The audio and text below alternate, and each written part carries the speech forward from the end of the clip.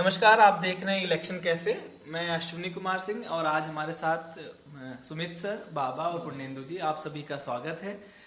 चुनावी माहौल है और सरकार भी चुनावी हो चुकी है, इसलिए आज संसद में श्वेत पत्र पेश किया गया जिसमें बताया गया कि यूपीए काल के समय क्या देश के हालात थे और अभी के देश के हालात क्या है।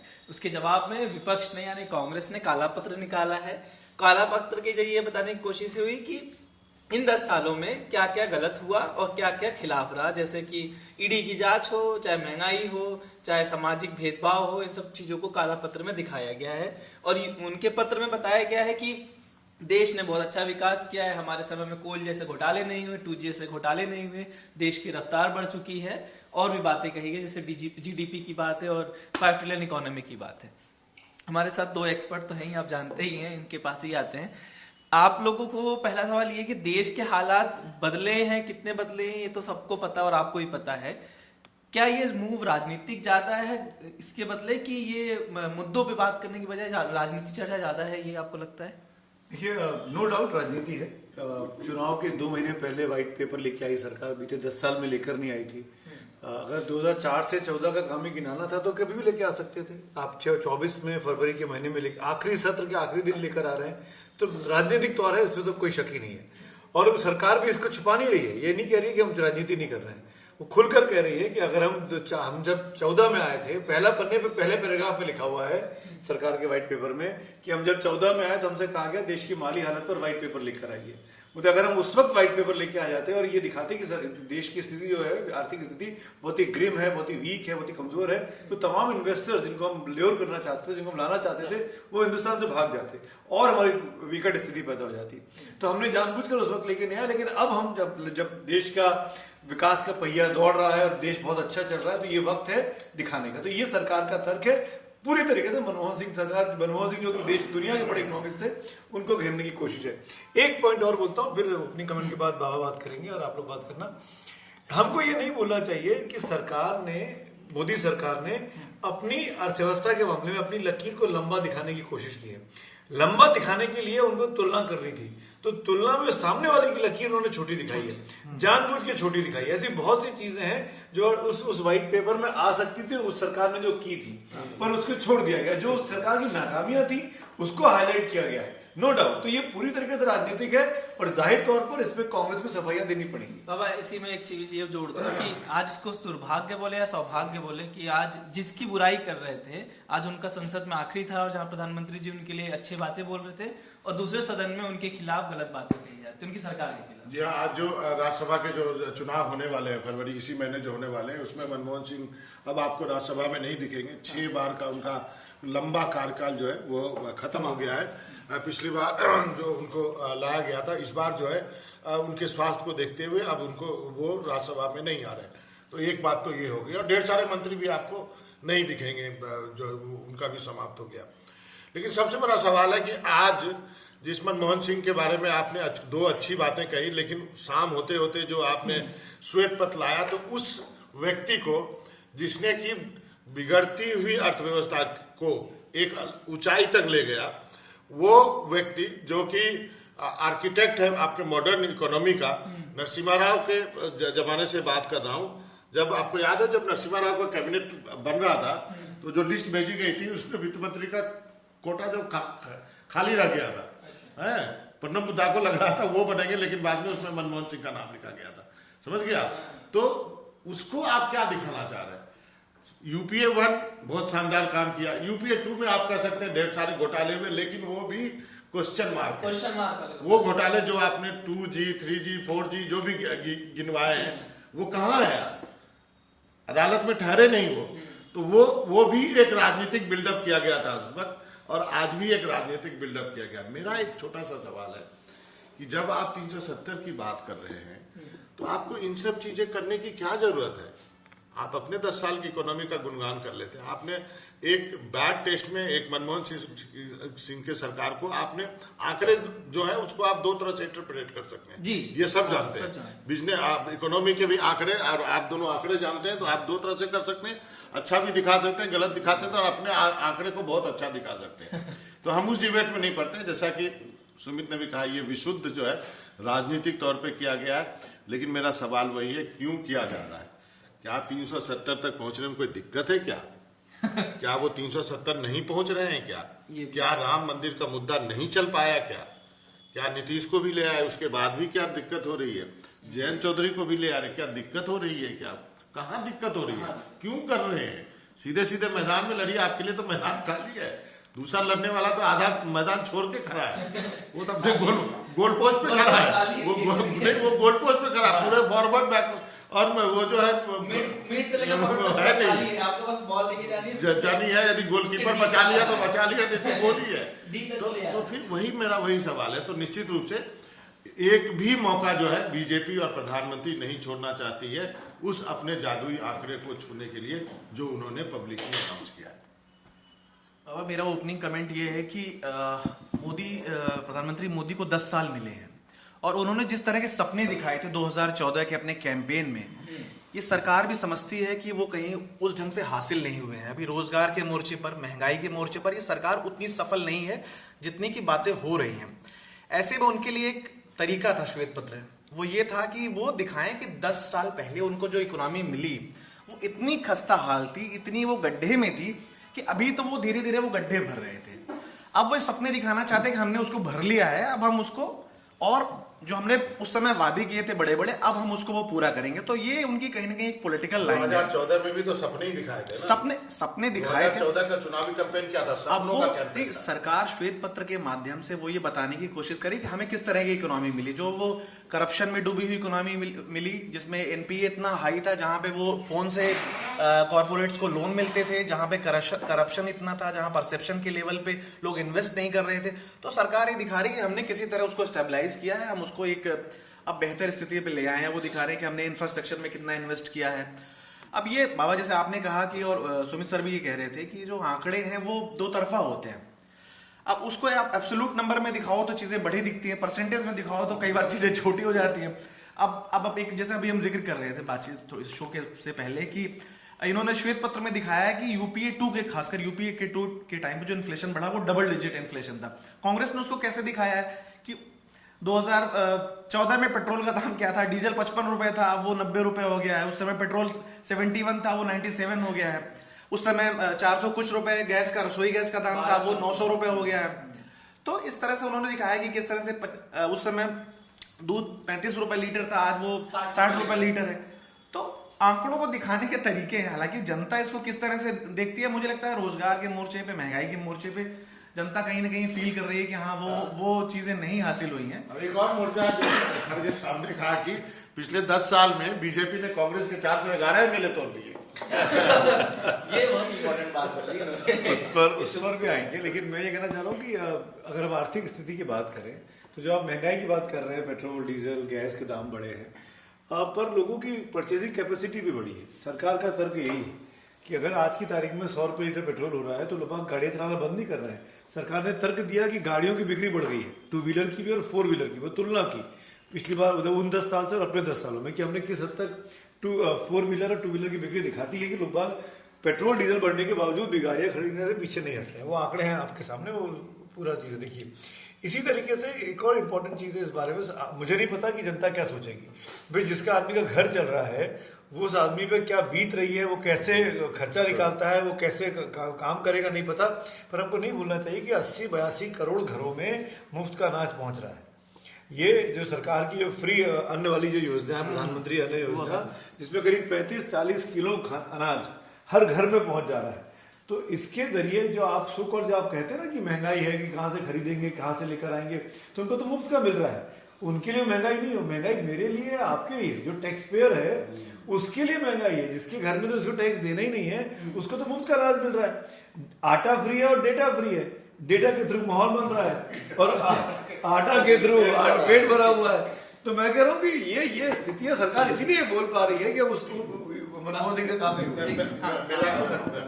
मेरा एक कमेंट है यहाँ पे, यदि 80 करोड़ लोगों को आप फ्री में राशन दे रहे हैं तो फिर तो हम बेकार कोई डिबेट कर रहे हैं कि कितने लोग जो है गरीबी रेखा से ऊपर उठे और कितनी हालत जो है स्थिति अच्छी हो गई। हम इतने लोगों को यदि आप फ्री में राशन बांट रहे हैं। बाबा देखिए, मैं इसमें 1-2 चीजें जोड़ के फिर आपसे सवाल पूछूंगा। एक तो सवाल ये कि 2014 में अनएम्प्लॉयमेंट रेट था 5.44 आज एम्प्लॉयमेंट रेट है 7.34। इनका अनएम्प्लॉयमेंट रेट बढ़ा है। इसका मतलब बाइंग कैपेसिटी सरकार दिखाती है कि कुतर्क है एक तरीके से कि गाड़ियों की संख्या, पीयूष गोयल ने ही बोला था कि गाड़ियों की संख्या बढ़ गई है, इसका मतलब तो लोग के पास पैसा है।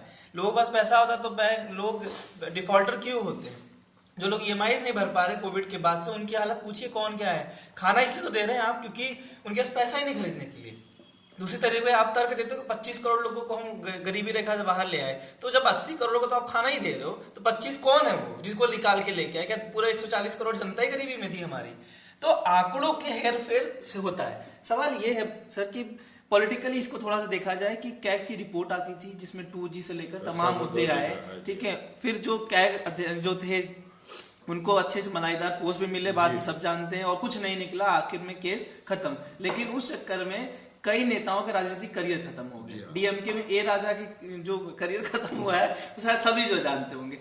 ये जो पॉलिटिकली वेपनाइज यूज होती है मशीनरी का, आज के उसमें जो व्हाइट पेपर में वो 2G स्कैम का बराबर जिक्र है। हर स्कैम का देखिए हर स्कैम का जिक्र है। 2G का है, कोलगेट स्कैम है। 2G का बताया उन्होंने 1,76,000 करोड़। पंचकूला का जिक्र किया, पंचकूला के हुडा साहब का जिक्र है, और छोटे छोटे ऐसे जिक्र है। सवाल ये है मेरा कि ये जो आप यूज कर रहे हैं, दिखा रहे हैं, ठीक है, निकलता कुछ भी नहीं है। ईडी की एजेंसी उसका भी आंकड़ा कांग्रेस ने भी दिया कि 95% से ज्यादा केसेस ईडीआई और सीबीआई के ऑपोजिशन के खिलाफ है। पॉलिटिकली आप इतना कमजोर कर देंगे किसी को जो आपने कहा 70 जीतने के लिए, कि भाई आप हर चीज वो यूज कर रहे हैं जिससे आप हरा सके। कुछ लेवल प्लेइंग फील्ड बचेगा देश में? आप मशीनरी से लेकर पॉलिटिकल पार्टीज में लेकर और चंदे तक में जमीन और आसमान का फर्क है। किसी को 7,000 करोड़ मिलता है, 700 करोड़ मिलता है। चुनाव में कहा जाता है कि प्यार में कहा जाता है प्यार जंग और चुनाव, इसको जोड़ लीजिए आप। आज के तारीख में प्यार जंग तो हो नहीं रही है, चुनाव ही होता है प्रदेश में, तो चुनाव को उसको जोड़ लेना चाहिए कि इसमें सब जायज है। और ये इसलिए भी इम्पोर्टेंट हो जाता है कि भाई आज की तारीख में जब अब 1 महीने के भीतर चुनाव होने वाला है, अगले मार्च में डेट्स अनाउंस हो जाएंगी। ऐसी परिस्थिति में मतलब इसी आज हम 10 तारीख के आसपास है, 10 मार्च के आसपास डेट्स अनाउंस होनी चाहिए, ठीक। 1 महीने का वक्त बाकी है, 30 दिन का वक्त बाकी है। इन परिस्थितियों में बीजेपी ऐसा कोई काम नहीं करेगी जिसके जरिए कांग्रेस को फायदा मिले। हमको एक कहानी बैक स्टोरी को नहीं छोड़ना चाहिए। हम रोज इस पे कैफे में चर्चा कर रहे हैं, और ये कि लगातार हमले पे कांग्रेस पार्टी है। तीनों दिन लोकसभा, राज्यसभा और अब ये व्हाइट पेपर, कांग्रेस हमले पर है।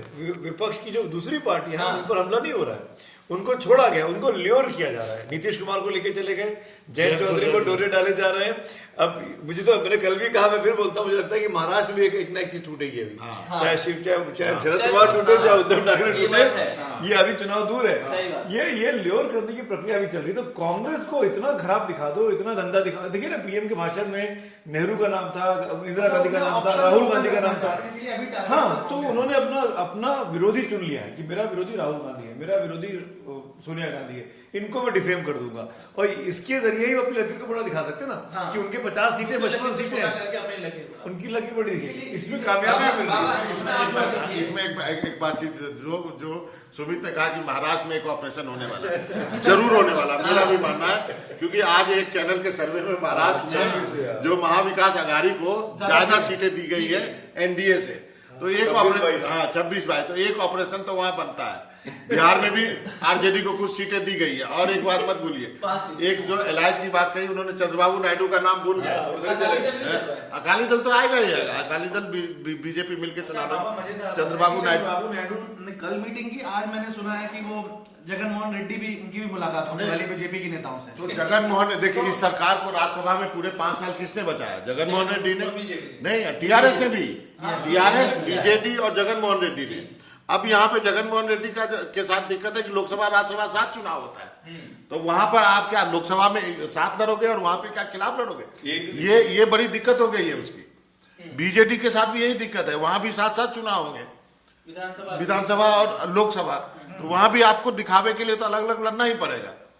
तो जो मैंने कहा कि अभी और कुछ ऑपरेशन होने बाकी है, अभी 1-1.5 महीना का टाइम है। क्या कुछ बड़ा हो सकता है क्या? आप मत बुझिए 5 साल पहले इसी समय क्या हुआ था, आप उसको भी मत भूलिए, क्योंकि ये जो 370 का आंकड़ा है थोड़ा टफ है। तो टफ के लिए तो टारगेट इज टफ, तो फिर टफ काम करना पड़ेगा। बाबा अभी कुछ समय पहले मेरी भी एक बीजेपी के नेता के साथ एक इनफॉर्मल चैट हो रही थी, तो वो कह रहे थे कि मोदी जी ने अपने तरकश में कई तीर रखे हैं और वो मतलब इतने तीर निकलेंगे कि विपक्ष नहीं गिन पाएगा। तो कुछ तो हमने देख लिए हैं, अभी कुछ बाकी और कुछ इशारा आपने कर ही दिया है। अच्छा, ये सुमित सर जो अभी कह रहे थे कि प्रधानमंत्री मोदी या बीजेपी कांग्रेस कुछ ज्यादा अटैक कर रही है, लेकिन आप देख रहे हैं पिछले कुछ दिनों से राहुल गांधी की के तेवर में चेंज आया। अगर खासकर आज उन्होंने जो राहुल गांधी अपना एजेंडा छोड़ नहीं रहे, एजेंडे से फिसल नहीं रहे, आगे बोलना पड़ रहा है। और बीजेपी जैसे उन्होंने उनके ओबीसी की वो जमजात ओबीसी नहीं है, और दूसरा फिर उनके कपड़ों को लेकर के जो सवाल उठा रहे हैं कि सैलरी इतनी है, कपड़े इतने महंगे कैसे पहनते हैं, तो वो सारी चीजें।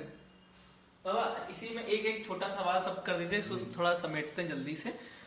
आप अभी भी मानते हैं आपके लिए कांग्रेस एक सबसे बड़ा ऑपोजिशन है? आज के श्वेत पत्र से भी यही लगता है और आपके भाषणों से भी यही लगता है। तो यही भाजपा जो दावा करती थी 5 साल पहले कि कांग्रेस खत्म, तो खत्म हुई पार्टी को क्यों आप अपना इतना महत्व दे रहे हैं? अगर आप खुद में इतना मतलब कहते हैं ना कि अगर आप खुद इतना आगे बढ़ रहे हैं तो जो पीछे छूट गया उसको क्यों बार बार प्रेस करना कि तो पिछड़ा हुआ तो पिछड़ा है।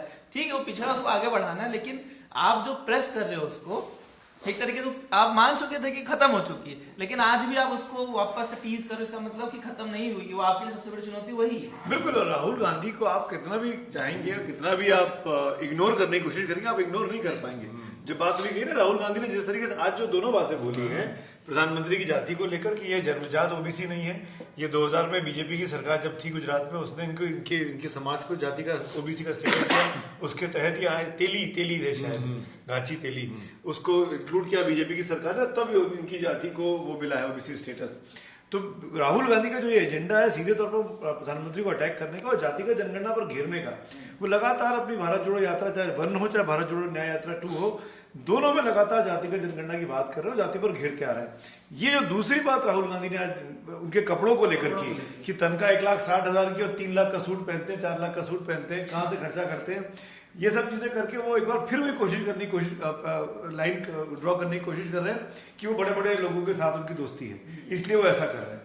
वो ये करके अपने साथ जो दबा पिछड़ा जो वर्ग है, जो जाति का जनगणना चाहता है, जिस सर्वे की आप बात कर रहे थे महाराष्ट्र, उसी सर्वे में उस चैनल पे दिखाया कि 59% लोग कहते हैं कि जातिगत जनगणना होनी चाहिए। तो जब जातिगत जनगणना के समर्थन में इतने लोग हैं, तो जब वो वोट करने जाएंगे और राहुल गांधी अकेला चीख रहा होगा कि होनी चाहिए, तब क्या होगा? तो इसी में ऐड करके वो करते हैं कि वो कहावत है कि अकेला चना बाहर नहीं फूटता है, लेकिन राहुल गांधी को आपको इतना क्रेडिट देना पड़ेगा कि वो आदमी लगा हुआ है। भले ही लोग बोले कि किधर यात्रा कर रहे हो, आपको दिल्ली होना चाहिए, हम लोग भी बोलते हैं दिल्ली में हो, यहाँ पर अलायंस को फाइनल करो, लेकिन वो आदमी अपना काम किए जा रहा है और अपने मुद्दे उठाता जा रहा है। और क्या इस बार जो मुद्दा उठाया इसमें वक्त लगेगा, धीरे धीरे आप देखिएगा सभी राज्य सरकारें ना जातिगत जनगणना कराने के लिए बाध्य होंगी।